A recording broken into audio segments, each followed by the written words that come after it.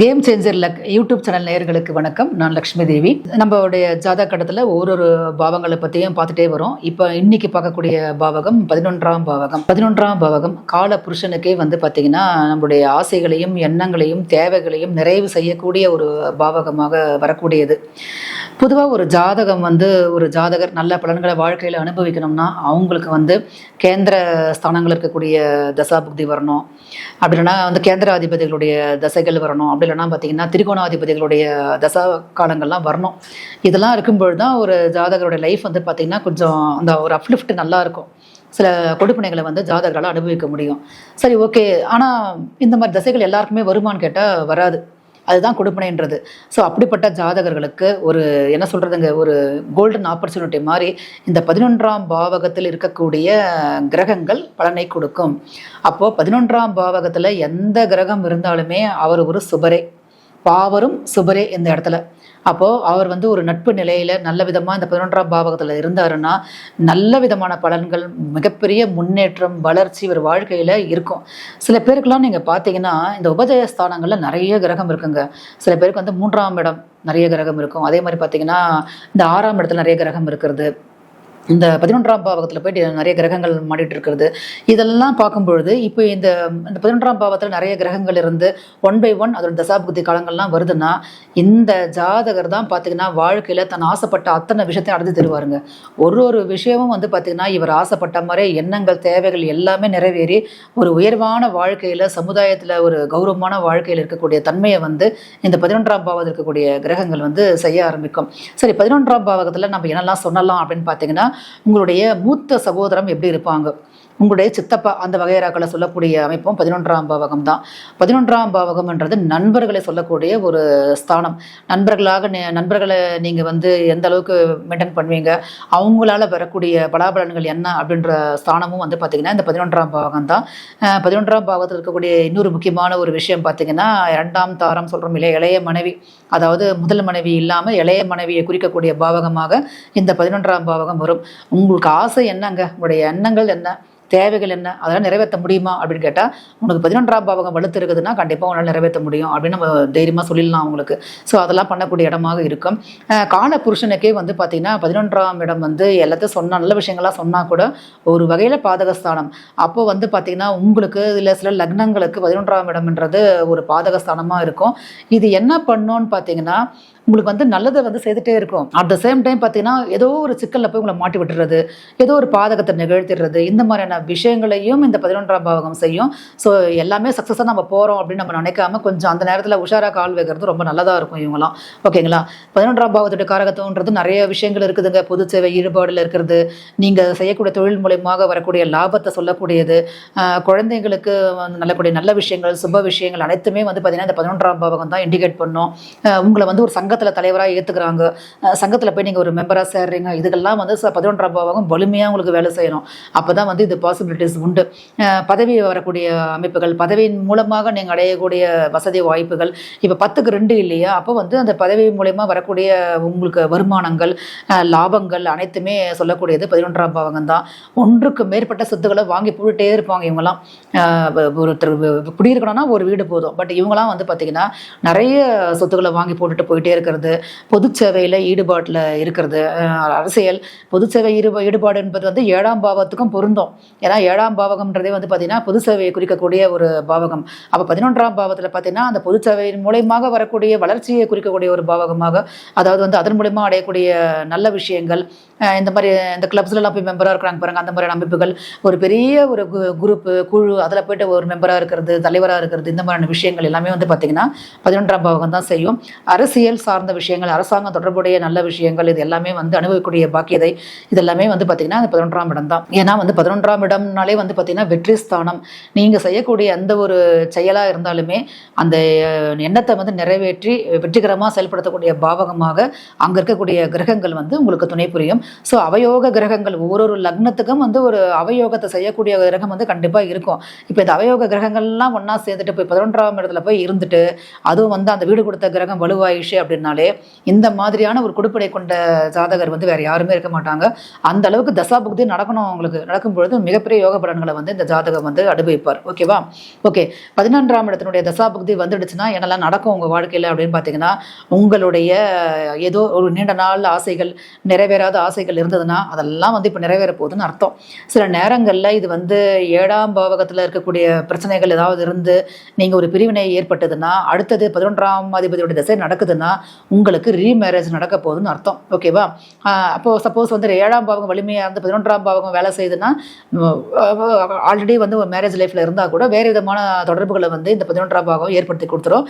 நண்பர்கள் வட்டாரம் பெருக நிறைய விருந்தாளிகள் வீட்டுக்கு வர்றது, இந்த மாதிரியான விஷயங்களை எல்லாம் இது செய்ய ஆரம்பிக்கும்.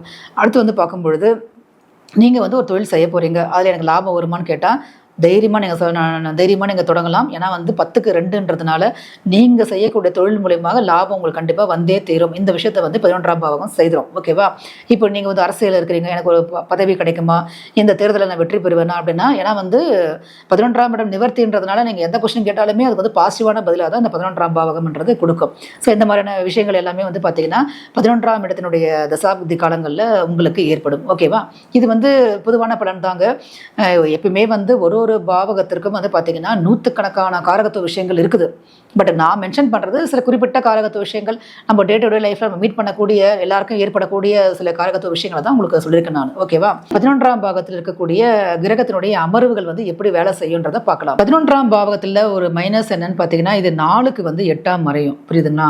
அப்போ 4ஆம் இடம்ன்றது தாயார் ஸ்தானம். இந்த 11ஆம் பாவகம் அதிகமாக வலுப்பெற்று தசாபுக்தி சிறப்புகள் உயர்வுகள்லாம் வரும்பொழுது ஒரு பக்கம் தாயார் சார்ந்த அந்த உறவு முறைகளில் பிணக்குகள் வருது, பிரச்சனைகள் வருது, தாய்க்கு பிரச்சனைகள் ஏற்படுறது, தாயாருடைய வாழ்க்கை நல்லா இல்லாமல் இருக்கிறது, இந்த மாதிரியான விஷயங்களையும் இந்த 11ஆம் பாவகம் ஏற்படுத்தி கொடுக்கும்ன்றதை மறக்க முடியாது. ஓகேவா? அடுத்தது இந்த பாவகத்தில் இருக்கக்கூடிய கிரகத்தினுடைய பலன்கள்லாம் பார்க்கலாம். நம்பர் 1, சூரியன் 11ஆம் இடத்துல இருப்பது வெகு சிறப்பு. அதுவும் பௌர்ணமி யோகத்தில் நல்ல ஒரு இந்த சிம்மம்ன்ற ஒரு ஸ்தானம் நல்ல அமைப்பில் இருந்துட்டு சூரியனே பௌர்ணமி யோகத்திலாம் இருக்கிறாருன்னா, இவங்கெல்லாம் வந்து பார்த்திங்கன்னா இந்த IAS ஆகிறது, IPS ஆகிறது, அடுத்து வந்து பார்க்கும்பொழுது இந்த அரசியல் சார்ந்த ஆதாயத்தை பெறுறது, அரசாங்க உத்தியோகத்தில் போய் சின்ன ஒரு உத்தியோகத்தில் போய் சேர்ந்தா கூட பெரிய லெவலுக்கு முன்னேறி வந்துடுறது. அதாவது என்ன சொல்கிறது, ஆளுமை நிரந்தரலாக இருப்பாங்க, அதிகாரம் செலுத்தக்கூடிய நபர்களாக இவங்க இருப்பாங்க. அதுக்கான வாய்ப்புகளை வந்து இந்த சூரியன் வந்து ஏற்படுத்தி கொடுப்பாரு. தசா ரொம்ப முக்கியம். தசா வந்து நடக்கணும். இவங்களுக்கு தசை நடக்கும்பொழுது தான் பலன்கள் வந்து அதிகமாக ஜாதகர் வந்து அனுபவிப்பார். அடுத்து வந்து பார்க்கும்பொழுது 11ஆம் இடத்துல வந்து செவ்வாய் இருக்கலாமான்னு கேட்டால் இருக்கலாம். ஏன்னா வந்து இந்த சூரியன் செவ்வாயெல்லாம் வந்து பார்க்கும்பொழுது 10ஆம் இடம் வந்து ஒரு விதமான திக்பலம்ன்ற ஒரு பலத்தை வந்து அடையும். அப்போ 11ஆம் இடமும் பார்த்தீங்கன்னா அந்த திக்பலத்துக்கு ரொம்ப நேரஸ்டாக இருக்கக்கூடிய ஒரு இடம் தான். அப்போ வந்து இந்த கிரகங்கள்லாம் வலிமையாக இருக்குதுன்னு அர்த்தம். அப்போ வந்து போலீஸ், ராணுவம், ஆர்மி மாதிரி ஜிம் வச்சு நடத்துறது, அது மூலியமான வருமானங்கள் அடையிறது, அது மூலமாக நபர்கள் வந்து நிறைய கான்டாக்டில் வர்றது, அதிகாரத்தில் இருக்கக்கூடியவங்களுடைய கான்டாக்ட் கிடைக்கிறது, இந்த இன்ஜினியரிங் சம்மந்தப்பட்டது, பெரிய அளவில் பில்டிங் கட்டி அதில் வந்து நம்ம சேல்ஸ் பண்ணுறது, அந்த மாதிரி ஒரு பில்டிங் சம்மந்தப்பட்ட அதில் லாபங்கள் அடையிறது, இது எல்லாமே வந்து 11ஆம் இடத்துல செவ்வாய் இருக்கும்பொழுது வழங்கக்கூடிய அமைப்பாக இருக்கும். சகோதரி மேபி இவங்களுக்கு ஒரு மூத்த சகோதரம் இருந்தால் கூட பார்த்தீங்கன்னா அவங்க வகைராக்களில் பார்க்கும்பொழுது சொத்துக்கள் சார்ந்த அமைப்புகளும் வந்து இது ஏற்படுத்தி கொடுத்துரும். ஓகேவா? அடுத்து 12ஆம் இடத்துல சனி பகவான். 12ஆம் இடத்துல சனி பகவான் இருக்கலாம்னா ஆக்சுவலி கலர் புருஷனுக்கே வந்து பார்த்தீங்கன்னா 11ஆம் பாவகம் வந்து சனி பகவானுடைய வீடு தான். பட் 11ல் சனி இருக்கும்பொழுது என்ன அப்படின்னு பார்த்தீங்கன்னா, எங்களுடைய ஆசைகள், எண்ணங்கள், தேவைகள் இது எல்லாமே இருக்கும். பட் அது காலத்தில் நடைபெறாது. காலம் தாண்டி நடைபெறது, வாழ்க்கையின் பின்கட்டத்தில் நடைபெறுறது, இந்த மாதிரியான விஷயங்களை கொடுத்துட்டே இருக்கும். 11ல் இருக்கக்கூடிய சனி பகவானானது 5ஆம் இடத்தையும் தொடர்பு கொள்வார் அப்படின்றதுனால இவங்களுக்கு வந்து இந்த பெரும்பாலும் பெண் குழந்தைகள் பிறக்கிறது, ஆண் குழந்தைகள் பற்றிய ஒரு ஏக்கம் வந்து மனசுக்குள்ளே இருக்கிறது, அந்த மாதிரியான விஷயங்களை கொடுக்கும். பூர்வீக சொத்து ஏதாவது இருந்தால் கூட அந்த பூர்வீக சொத்துல கூட ஒரு வில்லங்கம் இருக்கிறது, பிரச்சனை இருக்கிறது, அதை அனுபவிக்க முடியாத அமைப்புகள் இருக்கிறது, இந்த மாதிரியான விஷயங்களை வந்து 11ஆம் இடத்துல இருக்கக்கூடிய சனி பகவான் கொடுப்பாரு. நட்பு நிலையில் இருக்கும்பொழுது நல்ல பலன்களை எதிர்பார்க்கலாம்.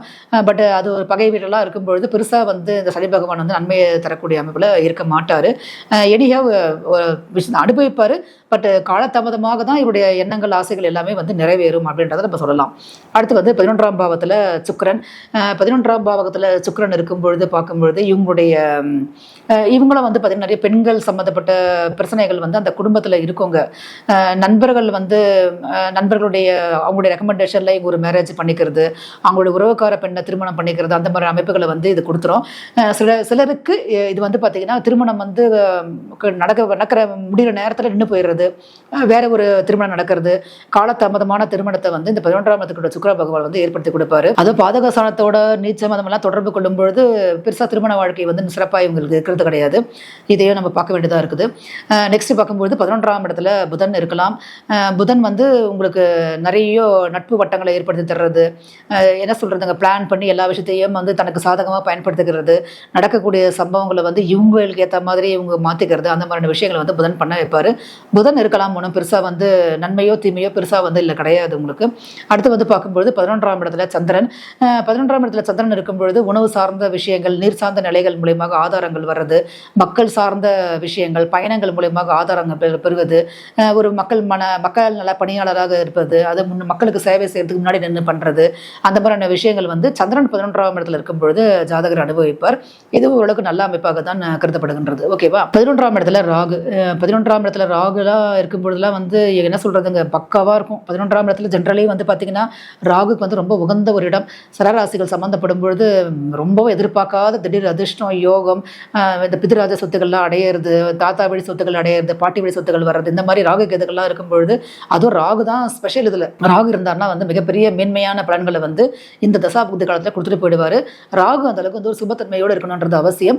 இன்னொரு வந்து வேற்றுமொழி மதம் சார்ந்த நபர்களோட தொடர்புகளை ஏற்படுத்துறது, நிறைய அஃபேர்ஸ்குள்ளே போகிறது, விருப்பப்படி வாழ்றது, தன்னிஷ்டப்படி இருக்கிறது, யாரையுமே வந்து ஒரு கண்ட்ரோல் பண்ண முடியாத அளவுக்கு இவங்க விருப்பப்படி வாழ்ந்துடுறது, அந்த மாதிரியான விஷயங்களையும் ராகு செய்வார். ராகு இருக்கிறது வந்து நல்லதான ஒரு அமைப்பு தான். கேது இருக்கிறத விட வந்து பார்த்தீங்கன்னா சனி பகவான் மாதிரி தான் தடைகள் தாமதங்கள் எல்லாமே ஏற்படும். இருந்தாலே வந்து கண்டிப்பாக அவர்களுக்கு வந்து அந்த மாதிரி விஷயங்கள் நடக்கவே செய்யும், காலதாமதமாக நடக்கும் அப்படின்றதை மட்டும் நம்ம தெரிஞ்சுக்கணும்.